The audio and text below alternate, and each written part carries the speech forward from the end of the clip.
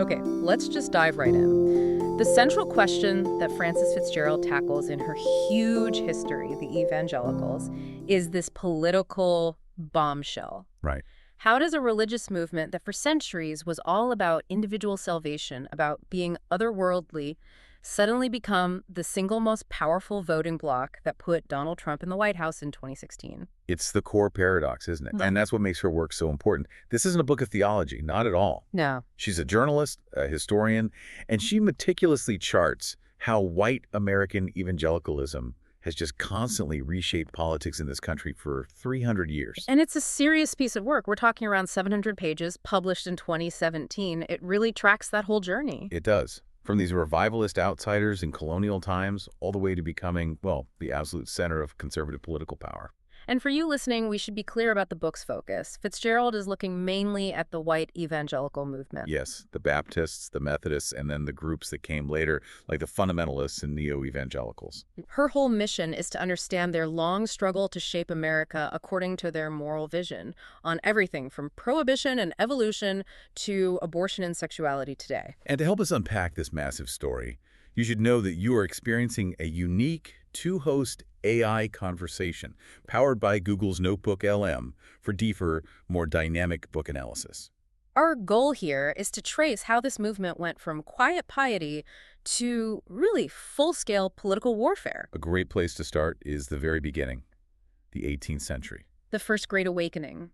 The book paints this picture of a shift away from these very formal, very controlled church structures. Yes, towards something much more emotional, more populist. So what did that actually look like? How did they democratize faith? Well, what's so interesting is how it broke the old system of authority. You had figures like Jonathan Edwards, and especially George Whitefield. The traveling preacher, right? Superstar, the first religious superstar, absolutely.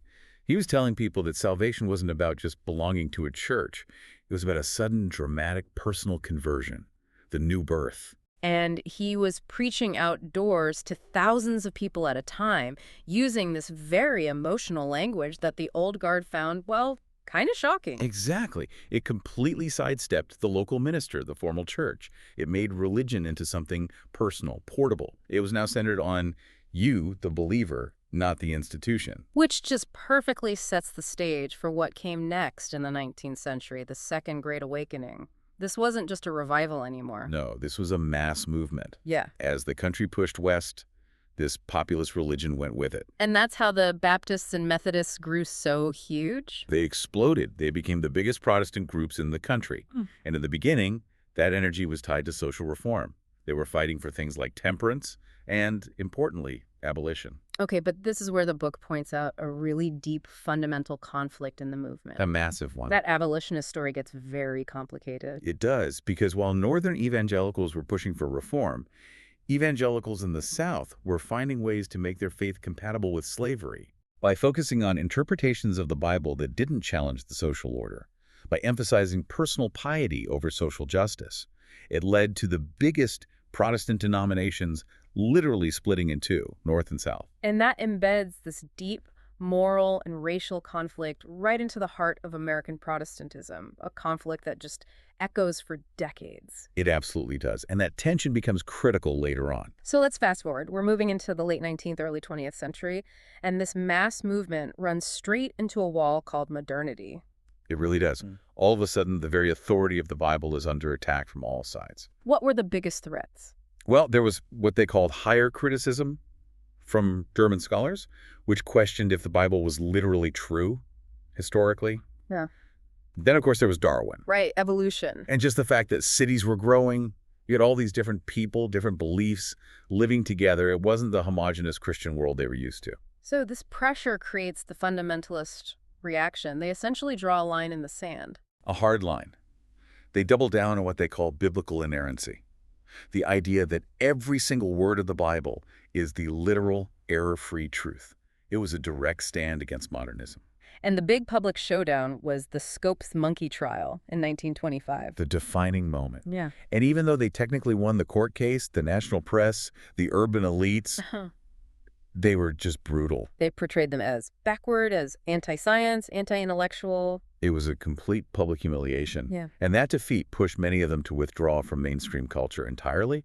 They embraced separatism. But this is a key point in the book. They didn't just disappear. No, their withdrawal was strategic. They started building their own world. Parallel institutions. Exactly. Bible colleges, publishing houses, and maybe, most importantly, radio ministries. They built a self-sufficient ecosystem to keep their culture alive outside of an establishment they felt had betrayed them. It's an incredible story of survival, retreating in order to eventually re-engage from a position of strength. A perfect historical paradox. And if you find these kinds of historical shifts fascinating, you should check out Mindful Moments. It's our YouTube channel offering AI book analysis designed to inspire reflection and rational thought. So after World War II, the story changes again. This is the rise of the neo-evangelicals. Right. Figures like Billy Graham. They realized that total separation from the culture just wasn't working. They wanted to re-engage, to win back some of that influence they'd lost. And Graham was the perfect person to do it. He made evangelicalism respectable again. He really did. His massive crusades, his friendships with presidents, starting with Eisenhower, he put them back in the mainstream. He used mass media brilliantly while holding on to that core conservative theology. But the real political engine, that doesn't really fire up until the 1960s. That's when everything changes. It's when evangelicals, many of whom had been apolitical or even Democrats, start to feel like their entire moral universe is under attack. FitzGerald calls it a period of profound cultural loss. You have the civil rights movement, feminism, the sexual revolution. It felt to them like the country they knew was just slipping away. But what's so fascinating is that the thing that finally got them politically organized wasn't just a feeling, it was specific government actions. That is the absolute turning point. The first major catalyst was the IRS trying to revoke the tax-exempt status of segregated Christian schools in the late 70s. So it wasn't about theology, it was about government overreach. It was perceived as a direct assault on their freedom to run their institutions as they saw fit. That provided the organizational spark. And then Roe v. Wade in 1973 provided the moral fire. Those two issues together were the perfect storm. They brought all these scattered, fragmented, conservative Protestants together into a single, coordinated activist movement. And that's when the political entrepreneurs, as the book calls them, step in. People like Jerry Falwell, Pat Robertson, they built the infrastructure of the Christian right. The moral majority, the Christian coalition. These were highly organized grassroots machines. They figured out how to turn religious identity into a political weapon. They linked being an evangelical directly to a set of policy positions on abortion, on school prayer, and delivered them as a unified voting bloc to the Republican Party, starting with Ronald Reagan in 1980. It's an incredible transformation, from cultural outsiders to maybe the most powerful single interest group in American politics in just a few decades. And that alliance just got stronger under George W. Bush. His own story, his language of compassionate conservatism really spoke to them. But the book notes that with that power came new problems, new fractures. Absolutely. Once you're inside the halls of power, it's harder to stay unified. Debates started over the Iraq War, over poverty, over immigration. And a generational split started to appear. A big one. Younger evangelicals were starting to care more about things like climate change or racial justice, while the older guard was still focused on abortion and gay marriage. That split only got worse then, during the Obama years. Yes. For many white evangelicals, his presidency, followed by the nationwide legalization of same-sex marriage, just confirmed their deepest fears. That they had lost the culture. That the government was now actively hostile to their values. Which brings us right back to the puzzle that starts the book, the 2016 election. Right. Given all the focus on morality and family values, how on earth did Donald Trump become their champion? It's the critical question. And FitzGerald's explanation is that it was a deeply pragmatic, even transactional choice. They weren't voting for a pastor-in-chief. Not at all. They were voting for a bodyguard, A protector. He made them specific promises. Conservative judges. Number one, yes. Judges who would overturn Roe v. Wade, and promises to protect what they call religious liberty. It was a vote based on policy, not piety. A defensive vote driven by this fear of losing their place in America. Exactly. FitzGerald argues it marks this new hyper-partisan phase where political identity has, for many, become more important than theological consistency. So when you look back at the whole 300-year story, what's the big takeaway?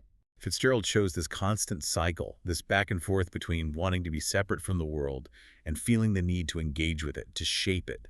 They fragment, then they form new alliances, over and over again. And the book, which won a National Book Critics Circle Award, does such a great job of showing the infrastructure they built to do that. Yes, the colleges, the TV networks, the political action committees, Mm-hmm. it's all part of what she calls an alternative public sphere for believers. It's how they maintain their identity while wielding political power. And for anyone who wants to go deeper on specific parts of that story, you can check out Mindful Moments and our podcasts.